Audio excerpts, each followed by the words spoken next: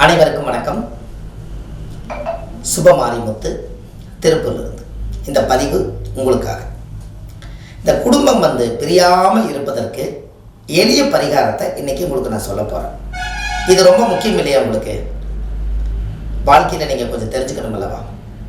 அதனால் உங்கள் வாழ்க்கையில் ஒரு பெரிய மாற்றத்தை ஏற்படுத்தி கொடுக்கும். இந்த குடும்பம் நல்லா தான் வாழ்ந்துட்டு இருப்பாங்க, ஏதோ ஒரு மனஸ்தாபத்தினால பிரிஞ்சுக்கலான்னு ஒரு முடிவு பண்ணுவாங்க. இதுக்கு நம்ம முதலே ஒரு தக்கா பண்ணி வைக்கணும் அல்லவா? அதற்கு நம்ம வம்சமாக தலைஞ்சு இந்த குடும்பம் பிரியாமல் இருக்கோம்னா ஆலமர விதை இருக்குது பாருங்க, ஆலமர விதை.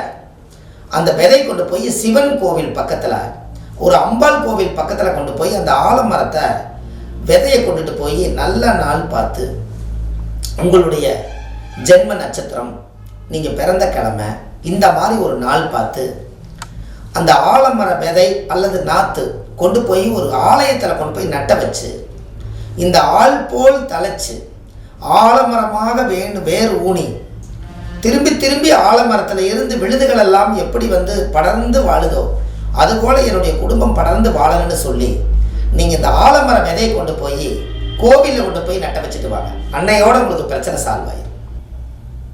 அப்போது கண்டிப்பாக உங்களுக்கு ஒரு மிகப்பெரிய மாற்றத்தை உருவாக்கி கொடுக்கும். உங்களுக்கு இன்னொன்று தெரியுமா? தாய்க்கு சும கொடுக்காத ஒரே மரம் என்ன மரம்னு உங்களுக்கு தெரியுமா? எல்லா மரங்களுமே தாய்க்கு சும கொடுக்கக்கூடிய மரம் தான்.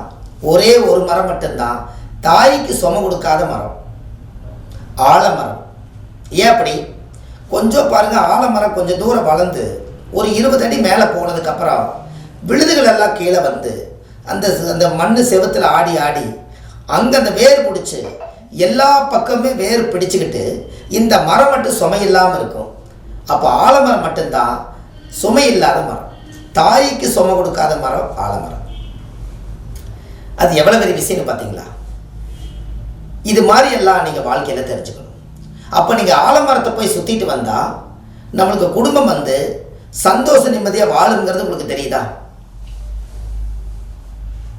கண்டிப்பாக நடக்கும். நீங்களே இதை செஞ்சு பாருங்கள்.